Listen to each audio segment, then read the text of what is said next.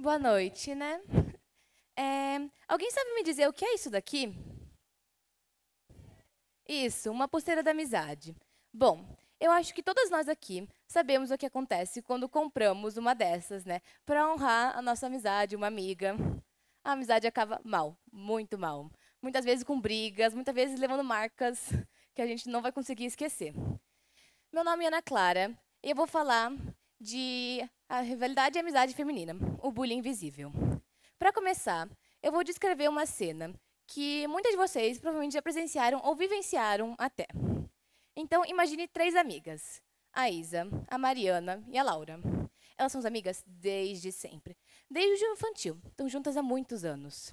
As três só andam juntas. Porém, num dia desses, a Mariana tem percebido que a Isa e a Laura têm sido grossas com elas, têm dado risadinhas. Às vezes ela fala alguma coisa, elas reviram os olhos, elas têm se sentido mal. Então, ela vai falar com a Isa. Isa, você não acha que que vocês têm me tratado meio mal? Que vocês têm rido de mim? Eu tenho me sentido meio isolada, sabe? Será que vocês não poderiam pensar em alguma coisa do tipo? Então a Isa vira e fala: Você tá maluca? Por que a gente faria isso com você? A gente é sua amiga há tanto tempo. Não temos por que fazer esse tipo de coisa. A gente dá qualquer brincadeirinha, a gente dá uma risadinha e você já fica assim, toda emocional. Então, ela fica pensando: Nossa, será que realmente elas fariam uma coisa do tipo? Elas são minhas amigas, eu conheço elas há tanto tempo. Eu sou amiga delas há tanto tempo. Bom, fariam sim. Se já não estão fazendo ou já fizeram.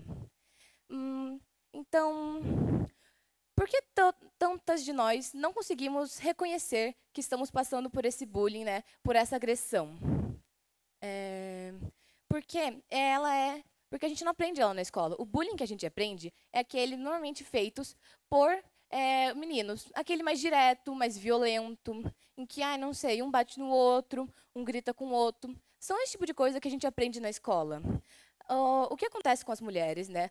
É a agressão relacional, mais conhecida como bullying invisível. A agressão relacional ou social é uma forma de agressão não física que prejudica a posição social ou a reputação de uma pessoa, geralmente através de comportamentos que visam manipular os seus relacionamentos e status sociais. Eu acho muito importante frisar a palavra manipular.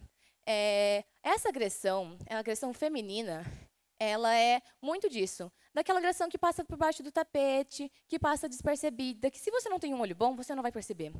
E aí que temos um problema. Como que fazemos para combater uma agressão do tipo? Porque não é algo que haja provas. Você não pode chegar no professor e falar, elas estão me isolando, elas me odeiam. O que a pessoa vai fazer sobre isso? Ela não pode ir lá interferir num grupo de amizade. Ela não pode obrigar uma pessoa a gostar de você. Então é muito mais difícil de tratar. Mas antes de tudo, antes de procurar tratamento, antes de procurar solução, é preciso entender as raízes do problema, né? As mulheres, desde sempre, formam grupos por necessidade. Muitas vezes não é nem por um afeto, nem nada do tipo, né? Então, imagine que você está indo no mercado sozinha. É muito mais fácil você ser assaltada sozinha do que em grupo. E isso também acontece em vários outros lugares, na escola, em lugares de trabalho. É muito mais fácil você ser atacada quando você está sozinha.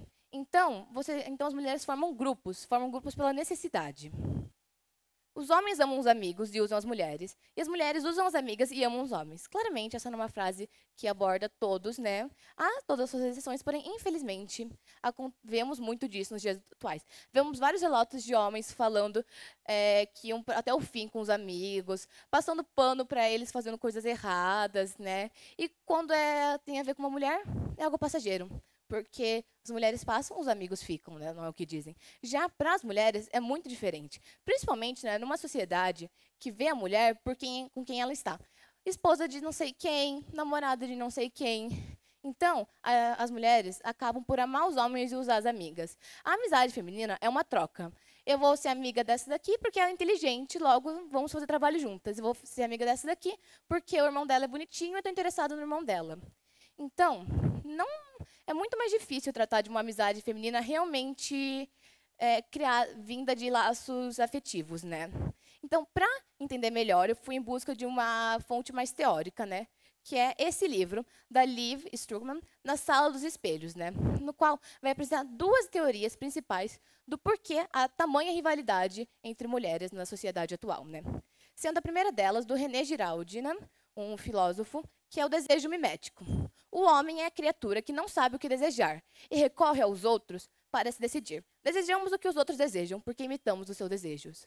Isso quer dizer, na sociedade em que vivemos, na era em que estamos, o homem possui muito mais livre-arbítrio, pode fazer a escolha que quiser. Então não sabe escolher com tantas opções o que eu quero. Eu não sei mais o que eu quero. Logo, nos espelhamos em alguém, nos espelhamos no próximo, temos um modelo para o que queremos. Digamos assim, eu quero comprar uma garrafinha. Eu quero comprar por causa que eu preciso dela, preciso da função de carregar água. Porém, tem muitos tipos, tem muitas cores, muitos modelos, muitas marcas. Eu não sei o que eu quero. Então, eu vejo uma menina. Essa menina é muito bonita, ela é muito inteligente, ela é muito famosa. E ela usa uma garrafinha de tal marca e é da cor rosa. Tá bom. Eu vou querer essa garrafinha da tal marca rosa. Talvez eu nem gostasse de rosa, talvez essa marca não fosse minha primeira escolha. Mas eu estou espelhando meu desejo nessa menina, porque eu não sei o que desejar. E as coisas complicam um pouquinho mais com a rivalidade mimética. Muitas vezes o que acontece quando esse modelo é ao mesmo tempo a pessoa que mostra a você o que querer e também o seu rival. Isso muitas vezes acontece quando há escassez de produtos, né, desse desejo. Um exemplo disso, que é muito visível, é com criancinhas menores, do 1º ou 5º ano, em que, digamos que na sala, uma menininha começa a gostar de outro menininho e ela conta para a amiga, nossa, eu acho que eu estou gostando do tal menininho. E essa amiga também vai gostar do tal menininho. Então, de repente, todas as meninas da sala gostam daquele mesmo menino. E a menina, e talvez elas nem realmente gostem, elas só pensem que gostem, porque uma começou a gostar, daí a outra começou a gostar, daí todo mundo começou a gostar, né? Só que só tem um menino, e esse menino só vai escolher uma menininha, né? Assim, dificultando as coisas e causando uma grande rivalidade e atrito entre todas essas menininhas, né? Então, isso também pode ser visto em grande escala, né? Como as febres que a gente vê nas redes sociais, dos lavabos, dos bobbygoods, de todas essas coisas de edição limitada que as pessoas começam a ficar paranoicas, porque elas querem demais. Então, essa é a primeira coisa que a gente precisa entender, a rivalidade mimética. Queremos as mesmas coisas que os outros e odiamos os outros por quererem as mesmas coisas que a gente. Agora, a segunda teoria é do Zygmunt Bauman, que fala da vida líquida. O que é vida líquida? Bom, na era moderna, né, na era que vivemos, os laços afetivos são muito mais frágeis. Então, é muito mais fácil você criar e romper um laço, né? Digamos, no passado, os casamentos eram laços muito mais fortes, era muito mais difícil de você ter um divórcio ou até conseguir se separar de alguma maneira. Digamos que eu sou uma princesa da Inglaterra e meu país está em guerra com a Alemanha. Eu vou fazer um pacto com a Alemanha para me casar com um príncipe de lá. É um pacto, né? Assim a guerra acaba. Mas eu não posso simplesmente parar com o casamento, acabar com o casamento porque eu não gostei do príncipe de lá. É uma coisa que é muito mais duradoura. Talvez os afetos não fossem tão reais assim, porém, eram muito mais duradouros do que são atualmente. E na sociedade em que, para ter um relacionamento, é necessário status, beleza, dinheiro, os relacionamentos se tornaram muito mais fúteis. Então, traz muito mais insegurança para as pessoas, principalmente para as mulheres, né, que são caracterizadas, como eu disse anteriormente, por quem elas casam, por quem elas namoram, causando, assim, então, mais rivalidade.